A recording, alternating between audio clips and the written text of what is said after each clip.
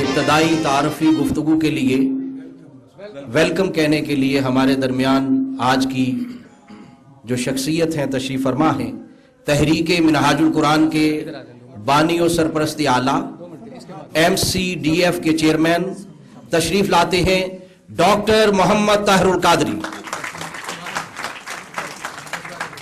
بسم اللہ الرحمن الرحیم۔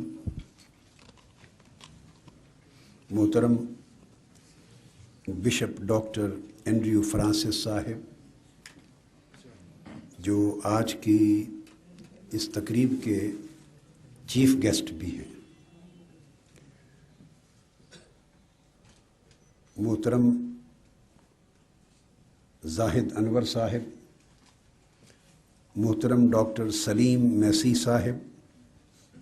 محترم ڈاکٹر مرکز فدا صاحب، محترم اکرم مسیح گل صاحب، محترم بشارت عزیز جسپال صاحب، محترم پادری چمن سردار صاحب، محترم ڈاکٹر ولیم جانسن اور دیگر شرکائے تقریب اور مہمانان گرامی قدر، آج کی یہ تقریب جو کرسمس کی سیلیبریشن کے سلسلے میں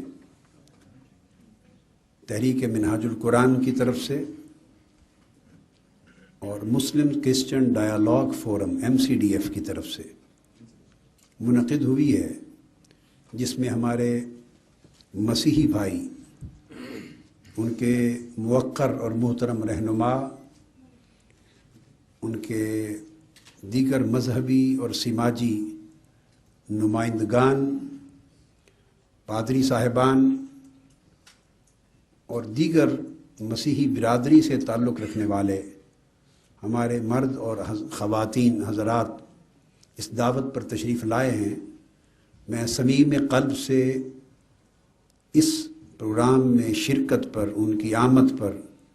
خصوصی شکریہ ادا کرتا ہوں اور کرسمس کے اس مبارک موقع پر مبارکباد پیش کرتا ہوں۔ کرسمس کی تقریب مسیحی دنیا میں اور مسیحی عقیدہ میں وہی اہمیت رکھتی ہے جو اسلامی عقیدے میں میلاد النبی میں عید میلاد النبی کی اہمیت ہے۔ 12 ربیع الاول کو مسلمان عید میلاد النبی مناتے ہیں، میلاد برتھ کو کہتے ہیں۔ یہ حضور نبی اکرم صلی اللہ علیہ وآلہ وسلم کا یوم میلاد، یوم پیدائش پوری دنیا میں منایا جاتا ہے، اور ہمارے مسیحی بھائی اور بہنیں پوری دنیا میں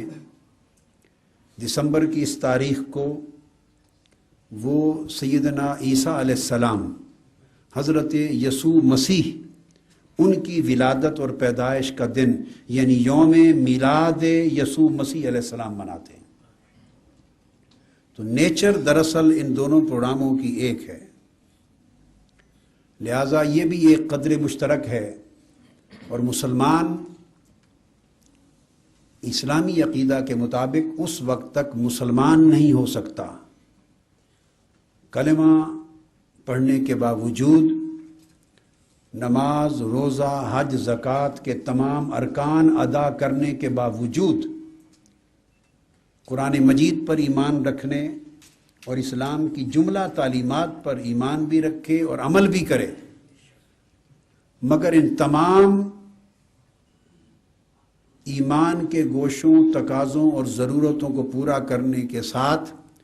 اگر وہ صرف ایک شق کا انکاری ہے، وہ یہ کہ سیدنا عیسیٰ علیہ السلام، حضرت یسوع مسیح علیہ السلام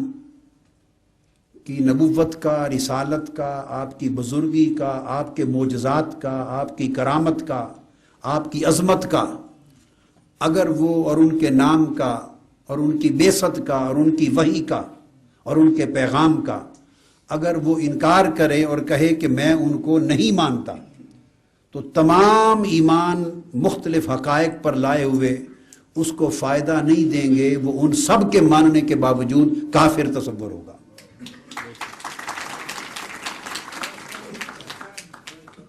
یہ اتنا اہل ایمان کے لیے پوری دنیا میں جب تقسیم کی جاتی ہے تو بلیورز اور نان بلیورز کی تقسیم کی جاتی ہے۔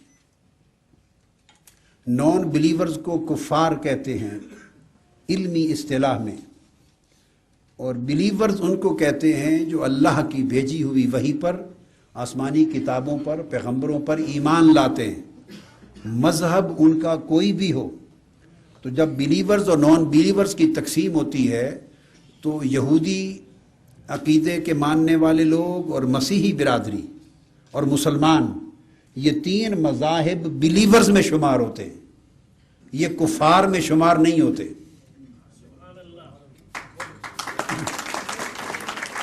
اور جو کسی بھی آسمانی کتاب پر، آسمانی نبی اور رسول اور پیغمبر پر ایمان نہیں لاتے، وہ نان بلیورز کے زمرے میں آتے ہیں۔ اور بلیورز میں پھر آگے تقسیم ہے اہل اسلام اور اہل کتاب کی۔ تو خود قرآن مجید میں کفار کے لیے احکام اور ہیں اور اہل کتاب کے لیے احکام اور ہیں۔ تو قرآن مجید کا اگر گہرائی سے مطالعہ کیا جائے اور سنت محمدی صلی اللہ علیہ وآلہ وسلم کا اور حضور السلام کی تعلیمات کا، تو واضح طور پہ یہ جو رشتہ اور تعلق ہے ایمان کا، وہی آسمانی کے ماننے کا، آخرت پر ایمان لانے کا، انبیاء، رسول اور پیغمبروں اور اللہ کی بھیجی ہوئی وحی پر ایمان لانے کا، جزا اور سزا پر ایمان رکھنے کا، اعلی ذی القیاس، یہ وہ مشترکات ہیں جن کی بنیاد پر یہ دو عقیدے اور مذہب بہت قریب ہو جاتے ہیں۔ آپ اپنے گھر میں آئے ہیں، قطعاً کسی دوسری جگہ پہ نہیں۔ آپ کی عبادت کا وقت ہو جائے تو ابھی مسلمان عبادت مسجد میں کریں گے، اگر آپ کی عبادت کا وقت ہو جائے تو مسجد منہاج القرآن کسی ایک وقت کے ایونٹ کے لیے نہیں کھولی تھی، ابد الاباد تک آپ کے لیے کھلی ہے۔ یہ اس لیے نہیں کھولی تھی کہ کبھی ایک وقت کوئی سیاسی کام تھا یا سیاسی دور تھا، یا شاید کوئی سمجھے کہ اس وقت کی کوئی سیاسی ضروریات ویسے تھی۔ اب تو میری کوئی سیاسی محتاجی نہیں ہے، اب تو میری کوئی سیاسی محتاجی نہیں ہے۔ آپ سب کو اس بیان سے بری و ذمہ کرتے ہوئے، کیونکہ میں نے بھائی آپ کو بری و ذمہ کرتے ہوئے، اب تو جو سیاست کے اوپر قابض اور غالب ہے، میں تو انہیں جوتے کی نوک سے ٹھورا چکا ہوں، جوتا مار چکا ہوں، کوئی ضرورت نہیں ہے سیاست۔ اب بھی اگر آپ کو بلایا اور یہ ویلکم کیا ہے اور تقریب منعقد کی اور مسجد کھلے رہنے کا اب بھی اعلان کیا ہے، تو اس کا مطلب ہے ہمارا کوئی اقدام کسی غرض اور مصلحت پر مبنی نہیں ہوتا، ہمارے ایمان پر مبنی ہوتا۔ شکریہ۔ تو میں کہا کہ آپ اپنے گھر آئے ہیں، آپ بڑا ریلیکس فیل کریں، خوشی محسوس کریں، اور اپنی جو تقریب ہے، بس میرا خطاب ہو چکا، اب میں چاہوں گا کہ سارا وقت مہمانان گرامی استعمال کریں۔ شکریہ۔ السلام علیکم۔